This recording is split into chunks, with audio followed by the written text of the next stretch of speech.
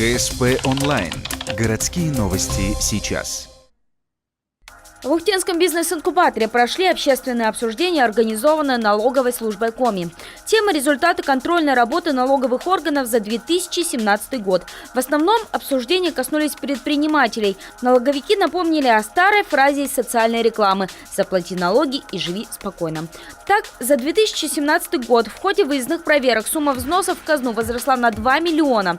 300 миллионов из них от ухтенских предпринимателей. При этом камеральная проверка, то есть сделанная без всяких выездов и конфликтов, только по документации выявила лишь 50 миллионов неоплаченных налогов. Все письма, которые вы получаете из налоговой инспекции, обращайте внимание на запросы, на те уточнения, которые вам предлагают внести в вашу отчетность.